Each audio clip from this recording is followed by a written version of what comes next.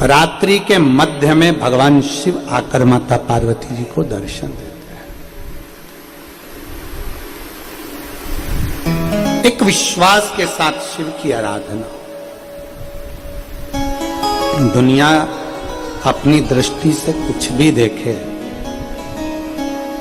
जितनी मेरे भारत की भूमि की, जितनी मेरी माताएं, मेरी जीजा, मेरी जीजियां, मेरी बेटियां, बेटा, मेरी माएं, मेरे भाई जो शिव महापुराण की कथा को श्रवण कर रहे हैं, शिव को अपनी दृष्टि से देखिए। मेरे ओघड़दानी को, मेरे ओघड़नाथ को, मेरे शंकर भगवान को अपनी दृष्टि से देखिए। दूसरे की दृष्टि कैसी भी हो, उसको शिव कैसे भी दिख रहे हो, शंकर कैसे भी नजर आ रहे हो, पर अपनी दृष्टि में शिव को अपने पिता के तुल्य, अपने बाबा के रूप में हम शंकर को देखें। भगवान शंकर को अपना बनाकर देखें, अपना बना, एक भक्ति के साथ, एक विश्वास के साथ। जब माता पार्वती जी को शिव मिल गए, हरतालिका व्रत करने के बाद में जब भगवान शंकर प्राप्त हो जाते हैं तो गणेश जी, रिद्धि सिद्धि सब आ जाते। आज हरतालिका हो जाएगी, कल गणेश जी बैठ जाएंगे।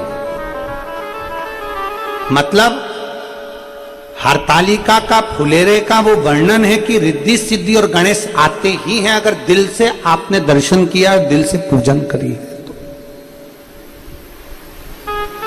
दिल से अगर पूजन करी और दिल से आपने दर्शन किया,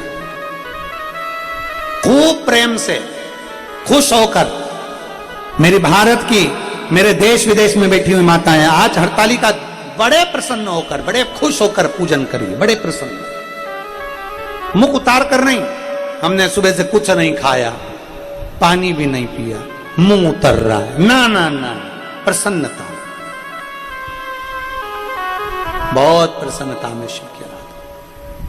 और जब मेरे भोलेनाथ की आराधना पूर्ण होगी तो भगवान शंकर गणेश जी को लेकर रिद्धि सिद्धि के साथ जरूर आएंगे।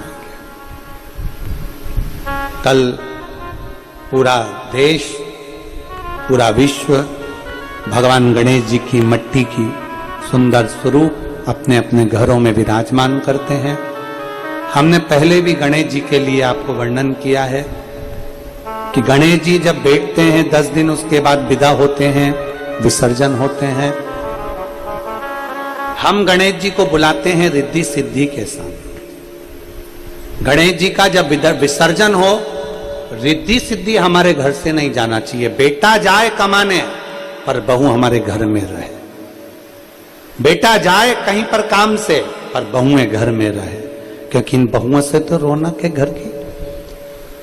इसलिए गणेश जी को बिठाते समय जहां गणेश जी बैठे अपने घर में, जहां विराजमान करो, 2 बिंदी, एक कंकु की, एक हल्दी की, 2 बिंदु, 2 बिंदी दीवाल पर, जहां गणेश जी बैठते हैं, जहां विराजमान करते हैं, वहां दीवाल पर 2 बिंदी या 2 स्वस्तिक अवश्य बना देना चाहिए।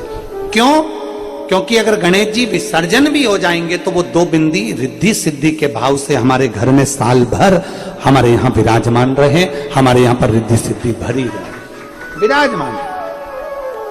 या तो 2 स्वस्तिक बना दो या 2 बिंदी रख दो, हल्दी कुंकू, पर वो होना चाहिए।